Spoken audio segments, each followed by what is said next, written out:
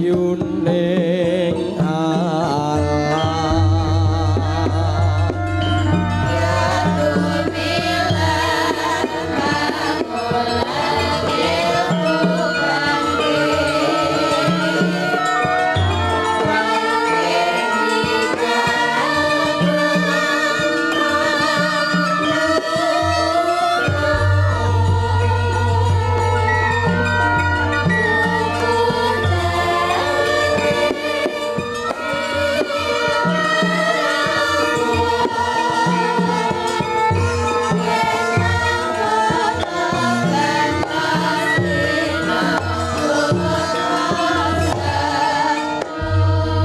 sumeblak sorote Hyang Pratangga Pati sunare ginapit gunung temah temlawung sorot lembayung sumamburat lerebang socane nganggo rapuh naratos sunaring Hyang Araka tinampi siraping pertapan Candra Manik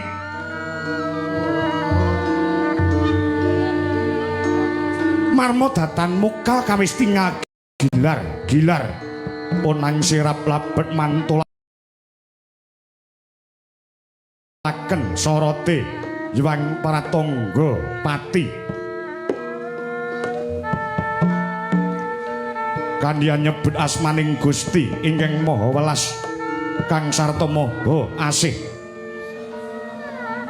amur wani narabuka kandha nenggih paring pertapan Candra Manik pertapan ingkang mapan wonten ereng-erenging gunung marmodatan mukal kawis dingal asri sesawangan ana sak kiwa tengening pertapan lenggok ilining toya ingkang mijil saking sendang kang wening tirtane pinara para playune binendung bendung kinarya ngileni sawah miyang pategalane para naragesma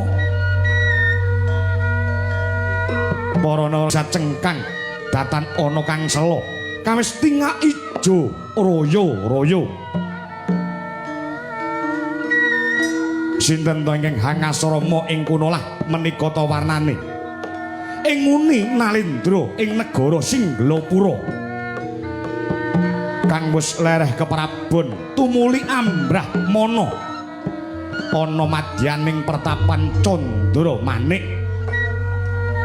neting cipta sedyaning nala nenggih risang Gunawan Wibisana hamung pasrah sumarah marang purbaning Gusti ingkang Maha Welas Kang Sarta Maha Asih bisa manggih kasuwargan kang sejati bocap nalika semono sakala pecah sepine swasana praptanira nguni senopati ing Ngalengka ingkang wis wujud sukma utawi badan alus nenggih sukmanira Sang Kumba Karna ingkang mrepeki unggawanipun ingkang rayi.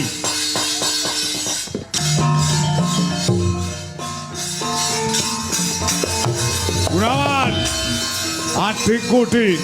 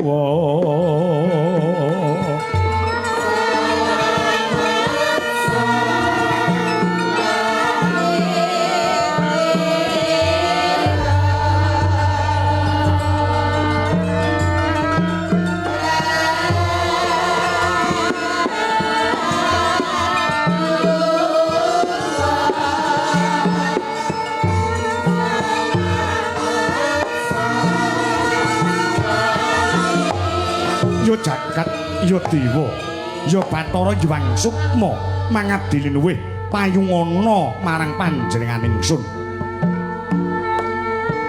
Nadyan to capet-capet cat katon cat boten. Duh. Kakang Mas Kumbakarna paduka mrepeki dumateng ungyawanipun ingkang rayi kula pun Gunawan Wibisana. Syukur bagi sewu Gunawan, yen kowe ora pangling kelawan aku nadyan aku wis wujud badan alus utawa mung kari sukma. Pangabekti kula katur Kakang Mas. Iya Gunawan, wis tak tampa bener becik ya bombong rasaning pun Kakang Wibisana. Iya aku goleki kowe Gunawan. Nuwun sewu Kakang Mas. Semunipun wonten bab ingkang wigati ewadene paduka ngupadi dumateng ingkang rayi Gunawan. Aku nganti gumun setahun jenggleng serendeng ngrasakne marang penandangku nganti dina iki. Ing atase duk nalika semana, nalika jaman perang gedhe ing negara Ngalengka, aku kuwi mbelani marang kautaman, mbelani bumi putah darah. Jare nek mbelani bebener kang sarta kautaman, kuwi yen tumeka pati cinadang manggon ana kasuwargan jati. Nanging Wibisana ya kene sebab apa? Ing atase aku wis ngrungkepi marang kautaman jejegake bebener. Aku tumeka pati nyawaku nglambrang, aku ora tinampa dening Kang Maha Suci. Aku ora bisa munggah kasuwargan. Salahku apa Gunawan?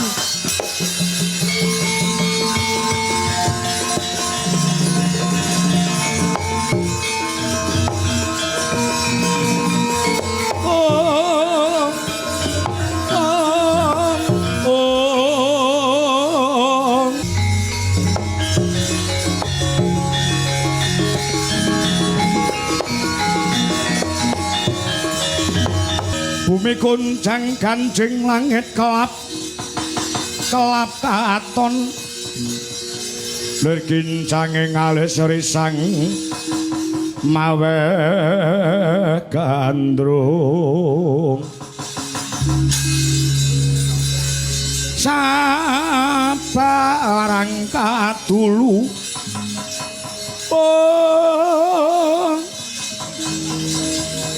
wukir moyak mayik saking tias bali woro lumare sang gandrung dohari sumitra tanaya parandre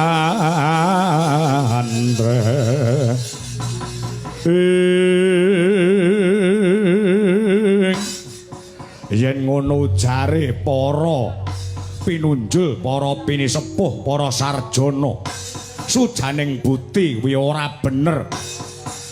Nalika perang negara Ngalengka biyen aku mbelani marang kautaman, mbelani marang bebener ya gene. Nganti dina iki aku ora iso manjing kasuwargan jati, ora iso mati kanthi sampurna Gunawan. Margage wenena colok pepadang tumrap pepetenge atiku Wibisana. Nuwun sewu. Keparenga matur menawi wonten lepat kula nyuwun pangapunten Kakang Mas. Pangira-ngira kang sarta pandugi kula kenging menapa paduka dereng saged manggih seda ingkang sampurna. Dawuhe para kiai alim ulama ina akmalu biniat. Sedaya menika gumantung dhateng niatipun. Nadyan to mboten kewedal ing lati ning jroning niat kala wau ingkang akarya jagat sampun ngawuningani. Sing tok karepake kepiye? Supados paduka kemutan kang sarta eling. Lelampahan anggenipun paduka gugur. Pengawakku semua bangsa lan paduka ngertos apa to sebabe kok Kumbakarna dereng saged munggah kasuwargan jati. Sedaya menika niat ingkang lepat, niat ingkang klentu saking paduka. Niat sing ngendi Wibisana? Monggo. Sareng-sareng kula aturi ngemut-imut lan ngrangsang dumateng lelampahan ingkang sampun kawuri. Niki mengke paduka badhe kelingan. Apa to sebabe paduka mboten saged tumeka pati kanthi sampurna? Ngono Gunawan. Nggih.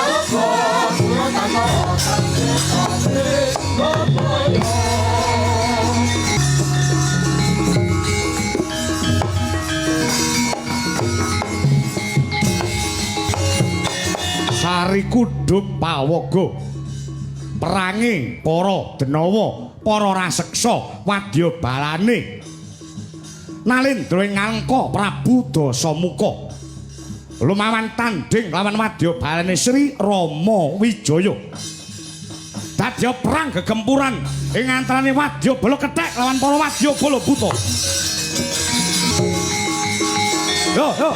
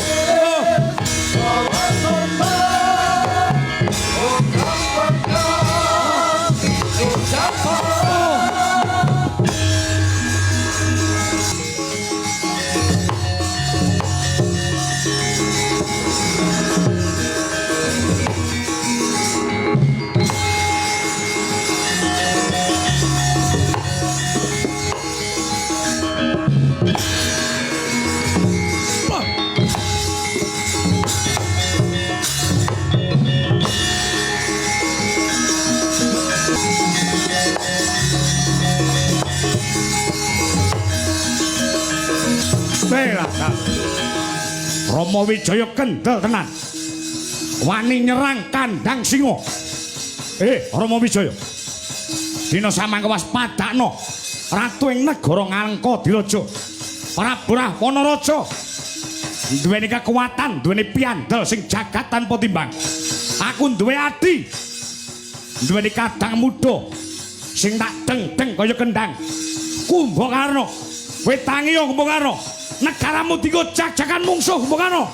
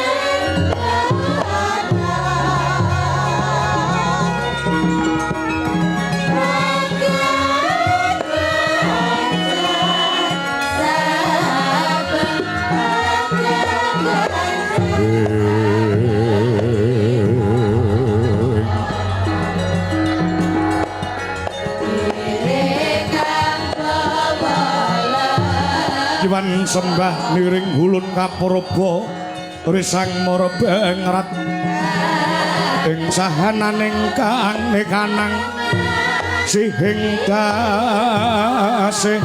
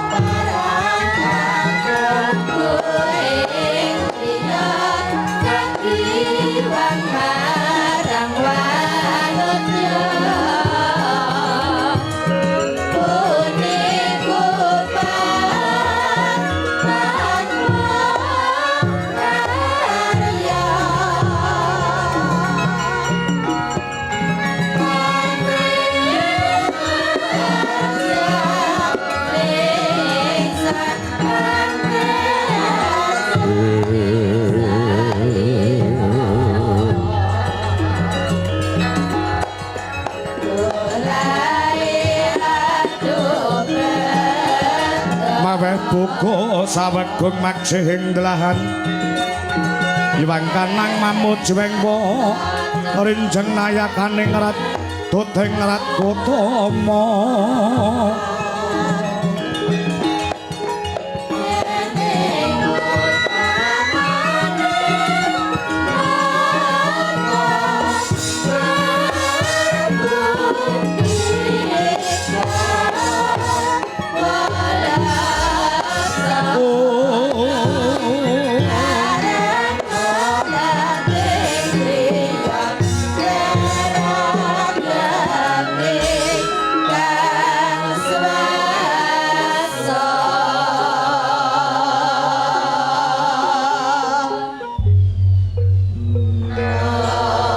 kasiling sami rana mre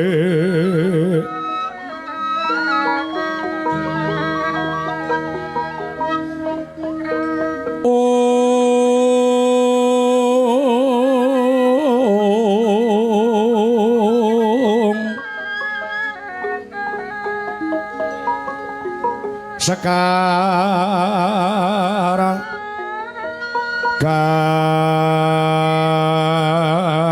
gadung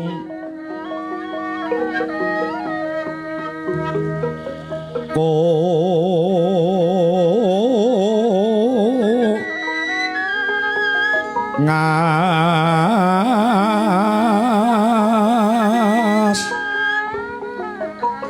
gandanyo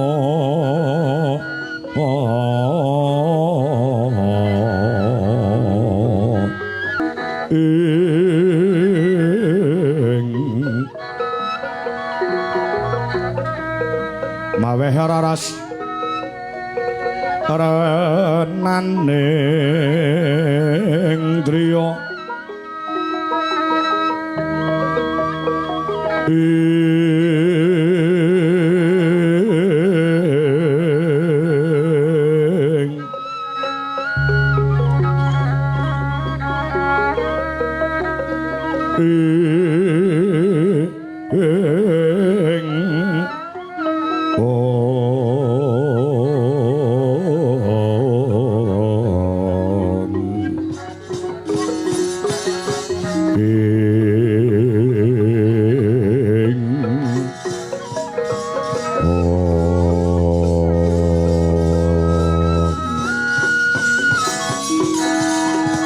Reca manik sejatining alam kang tinuding jagat ya bandaku ya donyaku ya amalku dhewe Yayi Kumbakarna ana dawuhmu apa Kakang kowe nggugah marang nggonku turu ana sukuning gunung Goh Karna Mbok Karna ana dawuhmu apa dina samangku nggonku nggugah nendramu tegese nggonku nggugah lehmu turu bakal tak wenehi kabar arep dikaya ngopo lan kepiye kowe karo aku kuwi padha sedulur padha-padha putrane Kanjeng Rama Begawan Wisrawa lawan Kanjeng Ibu Sukesi tegese kowe karo aku tunggal kandung tur dilairake ana ing bumi Ngalengka iki. Ya. Ora kowe kandha aku ngerti. Terus sing dikarepake Kakang Rahwana kepiye? Reh nek kowe dilairake ana ing bumi negara Ngalengka iki kupengano. Kawruhan ana. Dina samangka wis dumadi peperangan gedhe. Kepara wising peperangan. Oke, para senopati negara Ngalengka sing wis gugur minangka dadi pengawakaning kusuma bangsa.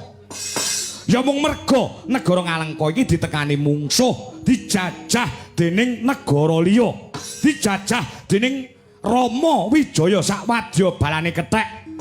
Ingkang gawe onar, gawe geger ana ing negara Ngalengka iki. Kakang, sadurunge aku wis ngerti yen to bakal ana kedadean kang kaya mangkene. Sebabe kabeh mau kuwi Kakang Dasamuka wiwegah nampa wewarah nampik pitutur becik ora kersa ndahar ature para kadang. Nalika semana aku isih kelingan yen to kowe wis wani nundung marang adimu dhewe Gunawan Wibisana. Ora beda aku mok cukuning Gunung Gohkarna. Kuwi merga moh nyawang angkarane Kakang Dasamuka. Yen enek lelakon sing kaya mangkene, kedadeane kowe aja sambat karo aku. Ora kok aku sambat kawan kowe. Apa ora ngerti nek aku ki Ratu Digdaya, Sekti Mandraguna, Prawira Jayang Palagan? Ya, aku ngerti. Kepara wong sak jagat ki ngerti yen kowe ki ratu sing digdaya. Terus karepmu piye? Kowe dilairake ana bumi ngendi? Bumi Ngalengka Diraja. Aku tak takon wangsulana. Sumangkah anggur sesumbara Lindhu getar bumi gonjengku maludha guntur katuk umup kang jala nidhi oh lumembak penyuku mambang dosang Wisnu Bathara Dosang Wisnu Bathara arsa nglebur bumi margake pitakonku mangsulana Gopakarna. Kowe arep takon apa Kakang? Kowe kalawan sing gawe urip dilairake ana ngendi? Ana bumi Ngalengka. Saiki kowe didadekne apa? Kodrate aku dadi satriya, satriyaning bangsa. Kowe dadi satriyane negara? Ya, negara ngendi? Negara Ngalengka. Yen pancen kowe kandha lan ngucap kowe didadekne ratu, ora gelem kepara kowe dadi satriya. Ya. Terus nek pancen kowe ngaku dadi satriya, darmane satriya ki ana pira? Ngono. Kakang, darmane satriya mono cacahe ana 5. Ana 5? Ya. Sing angka 1. Sing angka 1. Satriya duwe dharma rumeksa rahayuning bumi kelairan kuwi sing angka 1. Sing angka 2. Sing angka 2 darmane satriya ki ngayomi para kiai alim ulama. Anggone manekung puja brata sembahyang ngibadah marang purbaning Gusti ingkang Maha Welas Asih. Sing angka 3. Sing angka 3 darmaning satriya tresna ing bangsa welas asih marang kawula dasih. Sing angka 4. Sing angka 4 tuhu ing janji nuhoni janji kang wis kawedhar. Sing pungkasan sing angka 5. Sing angka 5 tunduk ing bebener adhedhasar weda kang sarta undang-undanging negara. Apa 5 sing tak ucapke kuwi mau wis mau tindakne kanthi bener becik? Aku satriya sejati. Kabeh wis tak tindakne kanthi bener becik. 5 perkara wis tak tindakne minangka dadi jiwaning Kumbakarna kang pinatah dadi satriyaning negara. Kowe goroh, kowe ngapusi mbokana. Kowe goroh, kowe ngapusi aku. Kowe mung kumpi.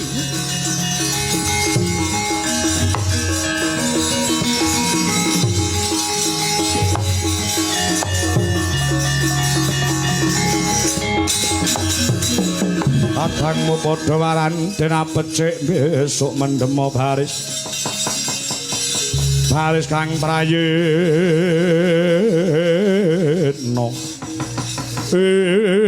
Kok kondo nek aku ngapusi.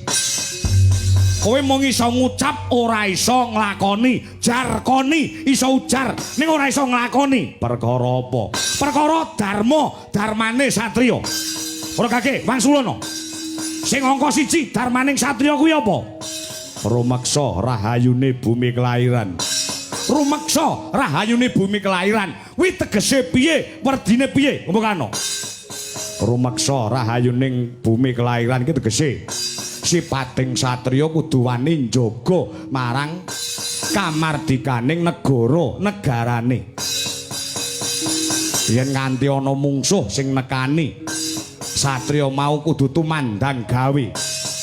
Ora usah diperintah kumrembyah, ora usah diperintah jumangkah.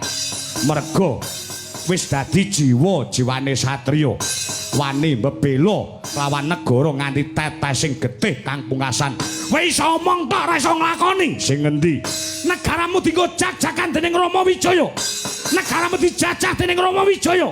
Ya kene kowe meneng bae. Ya kene kowe malah turu malah ndekok malah micek ana sekuning Gunung Gokarna. Kowe satriya apa utuh pikiran kuwi? Raksasa. Ayo. Pikiran.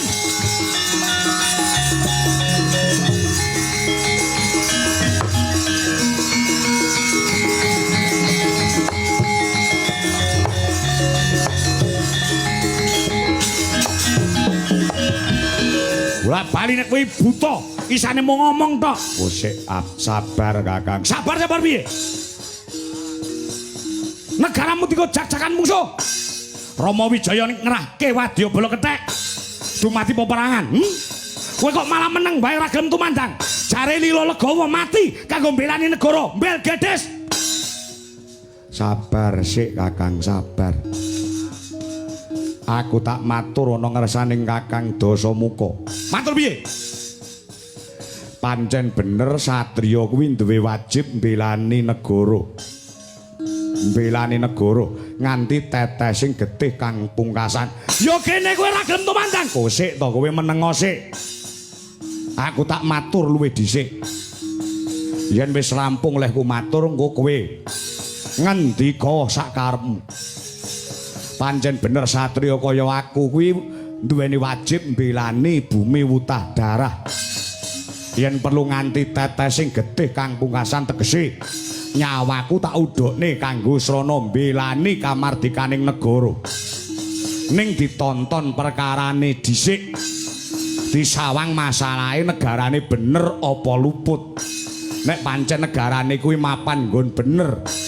Aku rasah diperintah bakal jumangkah nyawaku tak udhokne nganggo bela negara. Nek negaraku kuwi sing kleru, aku moh tumandang jalaran. Aku kuwi satriya sing iso milah-milah lan milih-milih. Dina iki aku ngerti dumadine peperangan ki merga lupute negaraku sing salah negaraku. Negaraku ya gene kok salah merga saka pakartine ratune kowe kuwi Kakang Dasamuka. Sing wis wani bergonjak bojone liyan. Wis wani nyidra resmi bojone Rama Wijaya sing jenenge Rekan Cinta. Dina samangko mok papanake ning negara Ngalengka.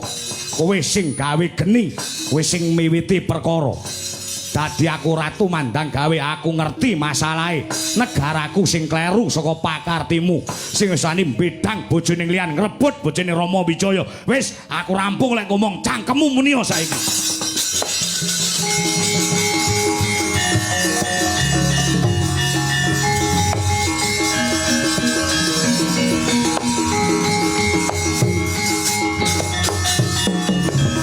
Kowe kok malah nyalahne aku?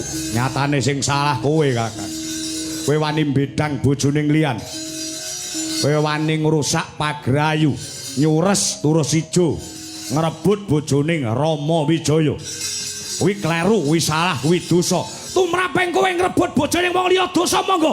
Ning tumrape Dasamuka tiba kosok balen. Kosok balen piye? Gagah-gagahe wong lanang kuwi nek iso ngrebut bojone wong liya. Ngerti ra kowe? Saya iso ngrebut bojone tanggane dhewe lho kuwi. Oh lah. Wis minger kiblatmu kowe Kakang. Aliranmu wis aliran sesat. Kowe lunga wae aku ora sudi kowe neng kene ngalih. Oh.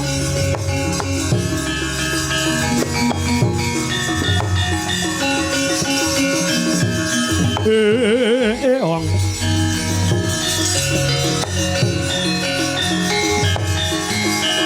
Mongko kantining tumuwuh salame mung awas eling eling lukitane ngalam oh dadi wedyaning dumati supadinir ing sangsaya yeko pangreksaning urip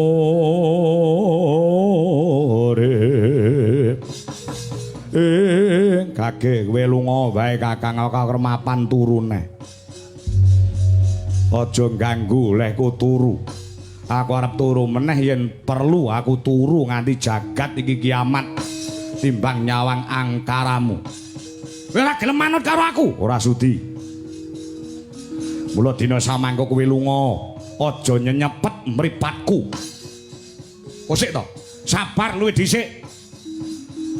Yen ana penjaluk kowe kandha. Kowe duwe penjaluk apa tumrapipun Kakang? Supaya pun Kakang tetep iso manggon ning kene, jagongan kelawan jeneng Sira Yayi. Kowe tenan. Iya. Aku duweni penjaluk bakal tok sembadani. Yo, tak sembadani. Yen ora tok sembadani luwih becik kowe lunga wae. Iya ya. Kowe duwe penjaluk apa? Kakang. Dina samangku aku duwe penjaluk rena loro.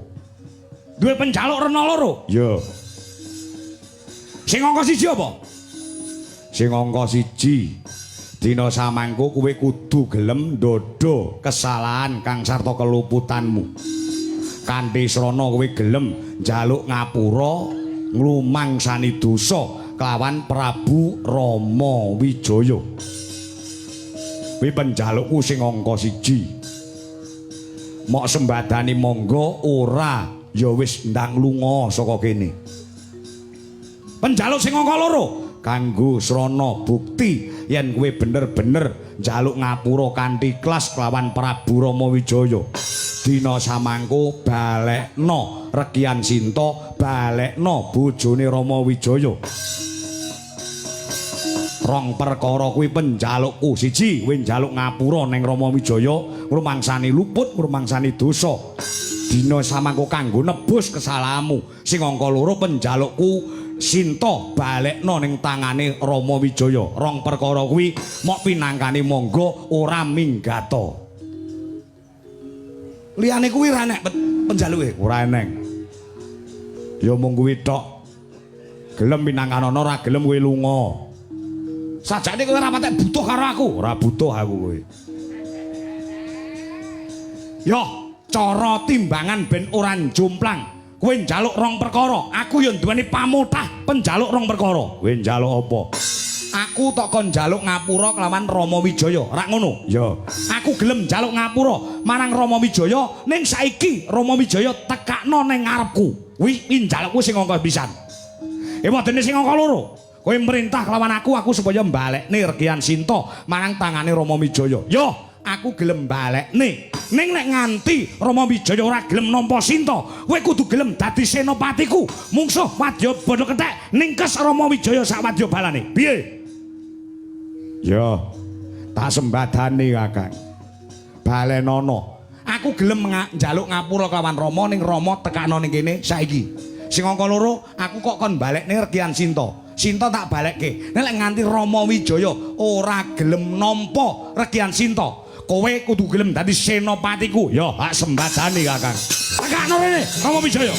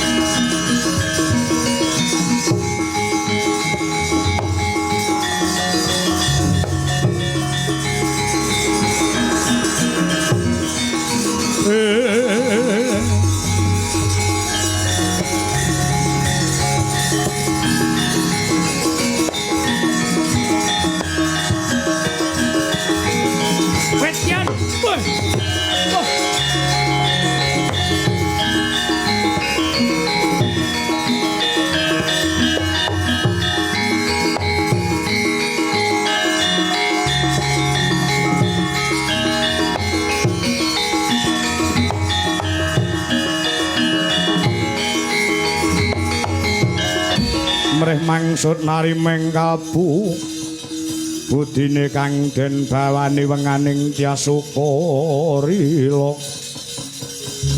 badane ke bawah sami sabyan tunut sakarasa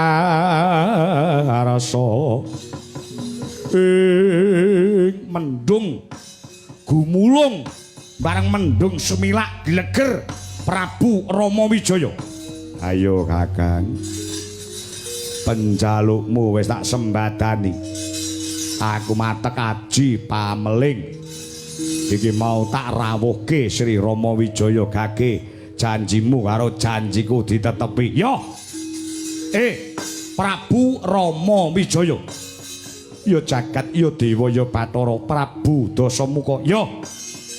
Aja kleru panampa dina samangku nggonku nekakne marang kowe. Rama Wijaya. Sediaku becik, sediaku apik supaya ora berkelanjutan peperangan sing wengis sing kejem. Dina samangku mara gage kanggo nyirep peperangan iki. Aku wis rumangsa kleru, aku wis rumangsa luput, aku rumangsa dosa. Yen kowe wis rumangsa kleru, rumangsa luput, rumangsa dosa, apa sing bakal tak tindakake? Dasamuka, aku kanthi tulusing ati, aku njaluk ngapura karo kowe. Aku ngrumangsani dosa lan luput. Apa kira-kira kowe gelem ngapura marang dosane Dasamuka? Iya. Arah Wanaraja ingkang gawe urip ingkang ngakarya jagat wae gelem ngapura marang umate. Sing bener umat-umat mau njaluk ngapura kanthi ikhlasing ati. Ingkang ingaranan taubatan nasuha. Ya gini menungso karo menungso ora gelem ran ing ngapuran. Tegese aku gelem ngapura marang dosa lan keluputane Rahwanaraja. Yo, matur nuwun, pancen kowe ratu sing jembar dadamu. Dina samangku kanggo bukti. Kanggo bukti yen to aku bener-bener rumangsa kleru lan rumangsa dosa. Bojomu Regyan Warasinta sing wis meh setahun mapan ana ing omahku utawa negara Ngalengka bakal tak balekne saiki gawanan mulih. Kowe percaya karo aku, bojomu setahun tak inggatke ning omahku rung tak kapak-kapakne. Rama Wijaya, aku nyenggol wae ora. Angger tak senggol sithik wonge langsung wudu. Tak senggol sithik wonge langsung wudu. Mula dina samangku kanthi mulunging atimu Regyan Warasinta bojomu gawanen mulih dina iki. Saranane wong yen wong betah lopo orang guling elinga solah jatnika yen macana kudu manis murih sang seming sasama titi samane manungsa sami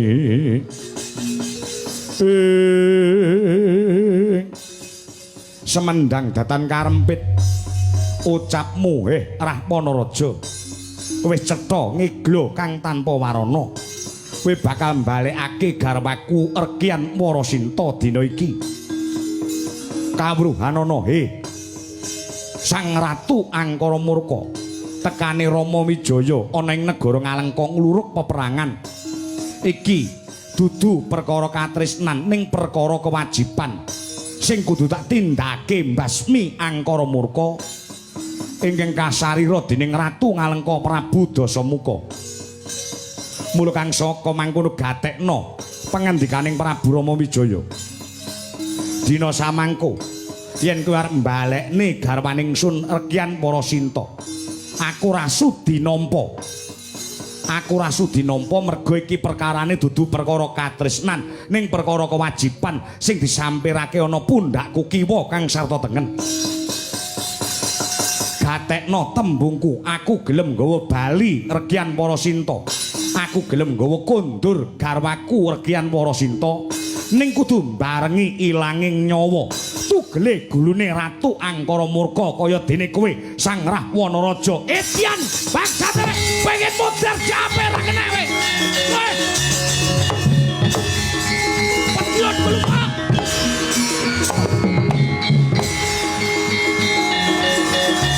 Terus mawane lah. Sabar Kakang, sabar.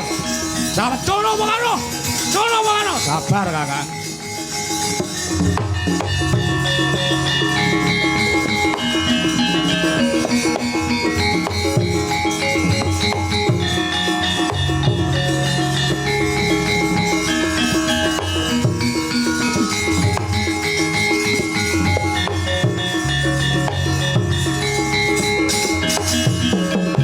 Jojo muntap ler kinetap Duka yaya sinipi jojo bang mawi ngowengis Cono bangano Sabar Kakang Umacot patone nglati patenane Rama Wijaya Netra kocak mundar mandir iblis lanat Hidep nyomangala cakra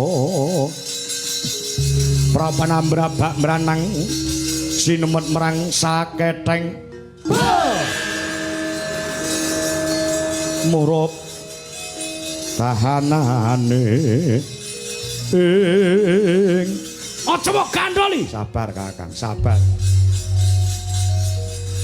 dina samangko kowe kudu gedhekne rasa kesabaran sing ora lara ati sapa mbokano aku njaluk ngapura ya gelem mergo aku nuruti kowe aku kon balekne Sinta monggo Sinta ki tak tresnani lahir batin nyatane tak balekke kupingmu krungu dhewe Rama Wijaya ora gelem nampa Sinta gelem nampa nek aku wis mati biasa telek iblis lanat sabar Kakang sabar sabar cono bangano sabar Kakang